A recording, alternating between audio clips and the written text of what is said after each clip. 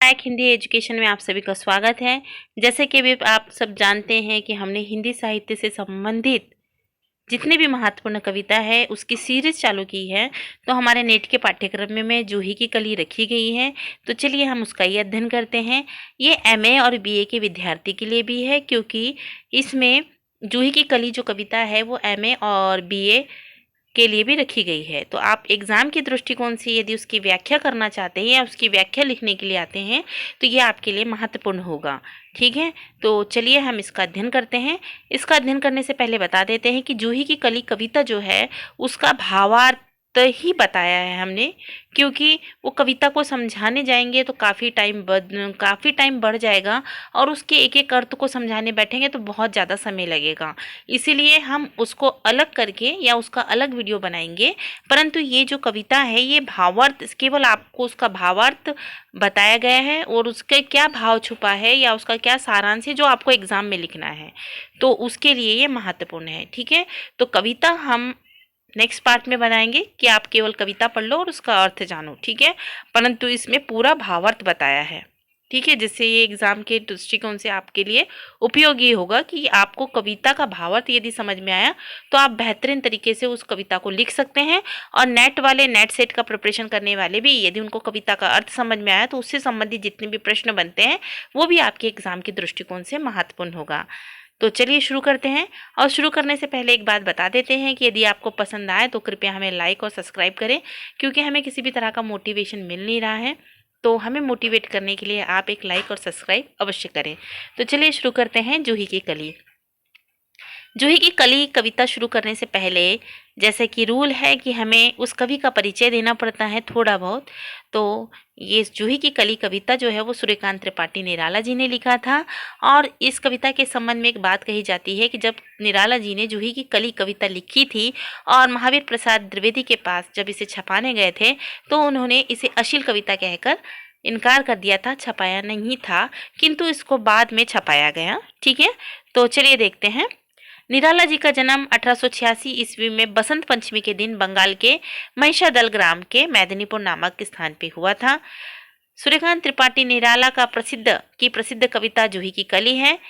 यह कविता छायावादी युग की कोमल भावनाओं, प्राकृतिक के सौंदर्य, प्रेम की अभिव्यक्ति और कल्पनाशीलता का उत्कृष्ट उदाहरण है। तो चलिए हम इसका अध्ययन करते हैं। देखिए, जो सूर्यकांत त्रिपाठी निराला जी थे वो छायावादी के 4 स्तंभों में से एक माने जाते थे, क्योंकि छायावादी का मतलब यही होता है कि हम अपनी मन में जो भी भाव उत्पन्न हो रहे हैं उसे बिना दबाए, बिना किसी के डर से, भय से निश्चित होके, मतलब निश्चल भाव से, बिना किसी डर भय कि हम क्या कह रहे हैं क्या कर रहे हैं उसे कोई लेना देना नहीं, जो भी भाव मन में उमड़ रहे हैं चाहे अच्छे हो, गलत हो, बुरे हो, उन सब को लेखबद्ध करके कविताओं में संग्रहित करना, ये छायावादी युग के कविताओं की विशेषता है कि इसमें कुछ दिखावा नहीं है। जो मन के अंदर जो भी फील हो रहा है, कल्पना कर रहे हैं हम जैसी भी, चाहे वो प्रेम की हो, वियोग की हो, चाहे किसी भी चीज़ की, रोमांस की हो, तो उस भावना को बिना किसी डर के, बिना किसी सोच विचार के उसको उसी रूप में प्रस्तुत करना। तो ये जूही की कली भी एक रोमांस से संबंधित कविता है, रोमांस से संबंधित, और ये प्रेम से संबंधित भी है, प्रेम की अभिव्यक्ति से भी संबंधित है, इसीलिए इसे अश्लील कहा गया था। ठीक है, तो ये कल्पनाशीलता, इसमें भी कल्पनाओं का बहुत ज़्यादा वर्णन किया गया है। तो चलिए हम देखते हैं। मैंने पहले भी बताया है कि हम कविताओं का वाचन नहीं करेंगे, इससे हमारा समय जाएगा।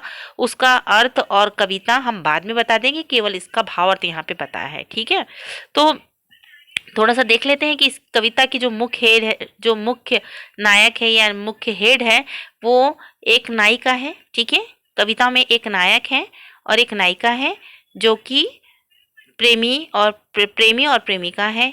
ठीक है, और इसमें एक दूसरे से बिछड़ जाने के बाद उनको किस तरह का फील होता है और बिछड़ने के बाद उनका मिलन कैसे होता है और उनको क्या क्या फील होता है, इसको यहाँ दर्शाने का प्रयत्न किया है। ठीक है, तो जूही की कली जो है वो विहरिणी नायिका है, यानी प्रेयसी है। प्रेयसी मतलब एक प्रेमिका है जो अपने पति से बिछड़ गई है या अपने प्रेमिका से बिछड़ गई है, कुछ दिनों से दूर है और उसकी विरह में तड़प रही है। ठीक है, ये पवन मलयानिल जो है वो प्रेतम है। ठीक है, प्रेतम है, प्रेमी है।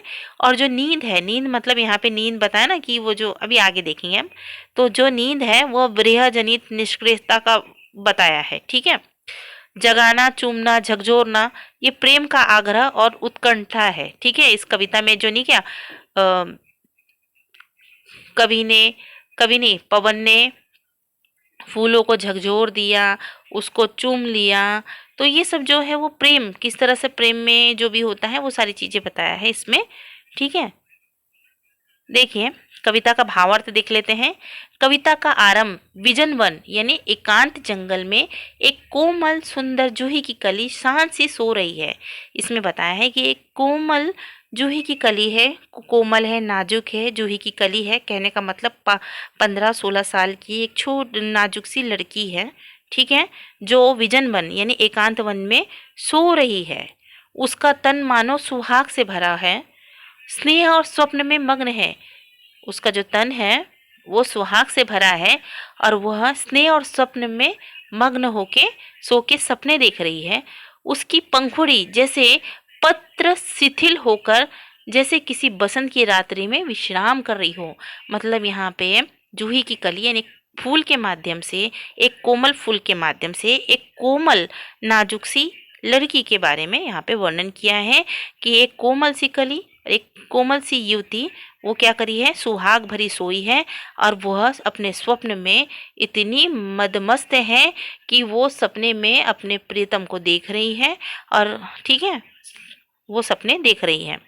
ठीक है, तो इसमें यहाँ पे युवती का और कोमल सी कली यानी जूही की कली दोनों को दर्शाने का प्रयत्न किया, दोनों को समानता के आधार पे बताने का प्रयत्न किया है। ठीक है, कि एक जूही की कली जो है वो सोती थी सुहाग भरी, ठीक है, और सोकर सपने देख रही है। तो वहाँ पे एक जो नाजुक सी लड़की है, नाजुक सी कली युवती है, वो क्या है, विजन मन में एकांत होके सोई है और अपने सपनों में ही मदमस्त है और बहुत गहरी नींद में सोई है और सपनों में मग्न है। प्रकृति की हलचल और विरह की अनुभूति बसंत ऋतु में मलयानील यानी दक्षिण से चलने वाली सुगंधित पवन बह रहा है। ठीक है, प्रकृति की हलचल मतलब एक जूही का पौधा खड़ा हुआ है, सोया हुआ है, तभी वहां से क्या होता है, थोड़ी सी हवा आती है और हवा आने से क्या होता है, दक्षिण से मतलब दक्षिण की ओर से हवा आती है, पवन का एक झोंका आता है और जूही की कली जो सोई है उसको झकझोर देता है। ठीक है, धक्का मार देता है, कहने का मतलब झकझोरता है यानी उसको उठा देता है मतलब हिला देता है। ठीक है, वह पवन ऐसा है जैसे कोई प्रियतम। ये पवन कैसा है, देखिए ध्यान से सुनिए, ये वो जो नाजुक सी स्त्री सोई पड़ी है ना, उस पर भी ये इम्प्लीमेंट होता है। यह पवन ऐसा है जैसे कोई प्रियतम जो किसी दूर देश में अपनी प्रिय को छोड़कर चला गया हो और अब उसे उसकी याद आ रही हो। इसमें क्या बताया है कि एक प्रियतम अपनी प्रियसी को छोड़ के चला गया है और बहुत दूर छोड़कर चले गया है, अब उसको उसकी याद आ रही है। चांदनी रात है, प्रिया का कोमल शरीर, उसके मिलन की मधुर स्मृति, यानी चांदनी रात है और उस चांदनी रात में वो एकांत में सोई पड़ी है और उसको वो अपने सपने में मग्न है और उसको अपने प्रिय मिलन मतलब अपने प्रियतम के मिलन की स्मृति याद आ रही है कि किस तरह से उसके प्रिय और वो उन्होंने अच्छे दिन अच्छे समय बिताए थे, वो स्मृति को भी याद करती है। ठीक है, प्रियतम का आगमन, हाँ एकदम प्रियतम का आगमन हो जाता है। प्रियतम का आगमन मतलब एकदम जो जूही की कली है वो नाजुक सी सोई पड़ी हुई है, तभी पवन का एक झोंका आता है, उसको झकझोर देता है। ठीक है, और यहाँ पे जो युवती है वो भी अपने स्वप्न में सोई हुई है और अपने प्रियतम को याद कर रही है जो उसको छोड़ के चले गया है, तभी वह प्रियतम भी एकदम से आ जाता है। ठीक है, तो देखो यहाँ पे क्या बोल रहा है, प्रियतम का आगमन। अब प्रियतम का आगमन कैसा होता है, ठीक है, यहाँ पे हवा का आगमन फूल के लिए हुआ है, जो सोई हुई युवती है उसके लिए उसके प्रियतम का आगमन हुआ है। ठीक है, अलग अलग। तो यह पवन जो है वो प्रेमी का प्रतीक के रूप में है। जो पवन यानी हवा का झोंका वो किसका प्रेमी है, जूही की कली का, और जो सोई हुई युवती है उसका पति जो है वो मलयानील के समान है, मतलब मलयानील उसके प्रियतम का नाम है। ठीक है, तो देखो यह पवन प्रेमी के प्रतीक के रूप में है। उपवन, नदी, पर्वत, जंगल और बेलों को पार करता हुआ उस जगह पहुंचता है जहां जूही की कली सो रही है। वह अपने प्रिय से मिलने आया है। ठीक है, वो अपने प्रिय से क्या करने आया है, मिलने आया है।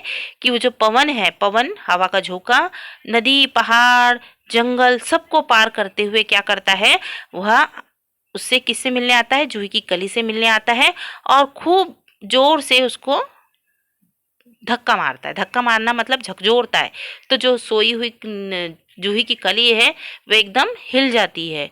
ठीक है, उसी प्रकार यहाँ पर जो युवती सोई हुई है उससे उसका प्रीतम मिलने आया है, जो उसे छोड़कर चले गया है।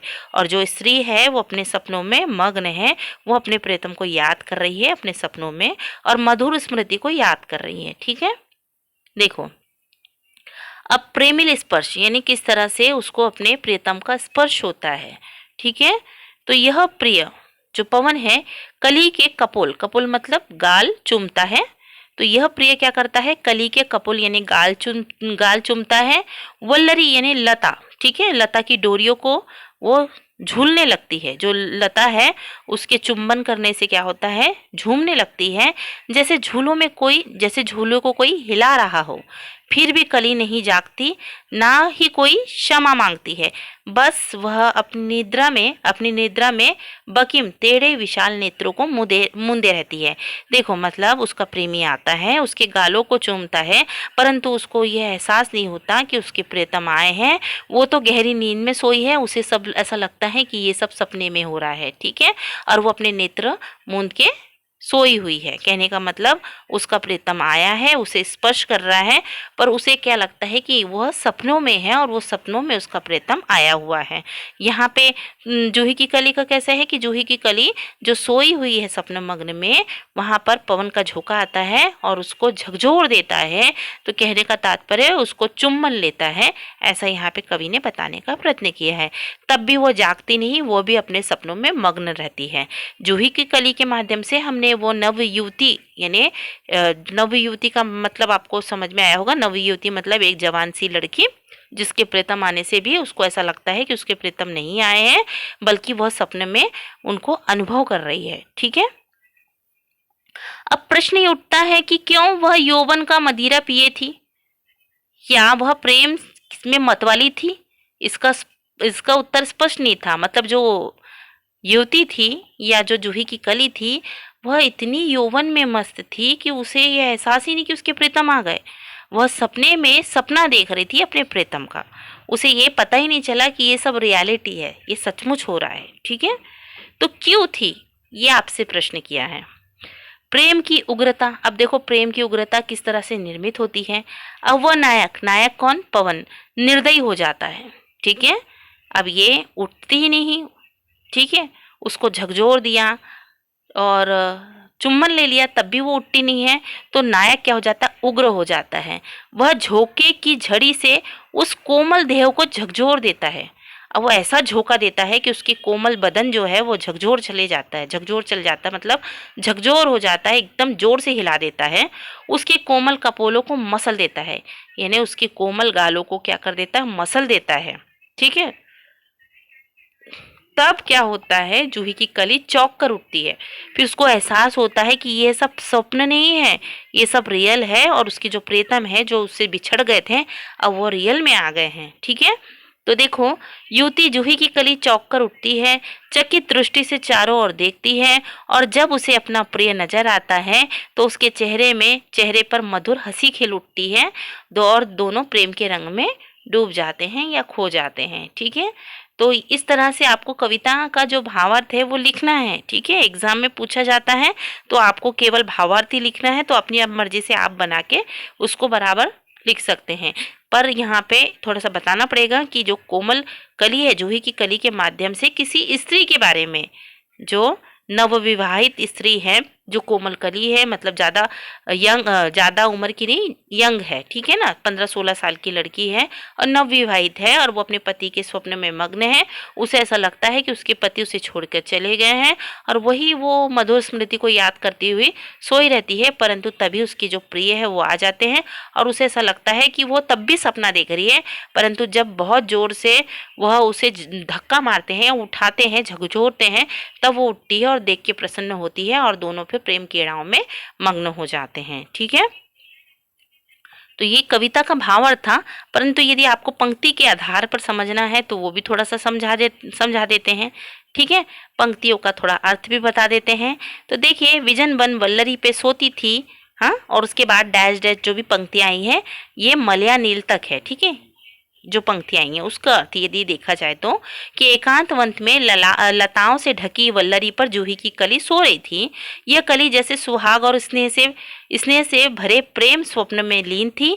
वह अपनी पंखुड़ी को बंद किए शांत और सौम्य दिखाई दे रही थी। वह प्रिय पवन जो मलयानील से बिछड़ी हुई थी, जो किसी दूर देश में था, ठीक है ना। यानी विजन वन वल्लरी पे जो ये पंक्ति है इसका केवल इतना ही अर्थ है कि जो जूही की कली थी वो क्या है, एकांत वन में अपने एकांत वंत में सोई हुई थी और बहुत सपनों में मग्न थी, और वो स्वप्न में अपने पति को याद करती है और उसका सपना देखती है कि उसने उसके साथ किस तरह का समय बिताया था, जो अभी दूर देश में चले गया है, ठीक है। आई याद बिछड़न से मिलन की, आई याद बिछड़न से मिलन की, और डैश डैश करके यह प्रिय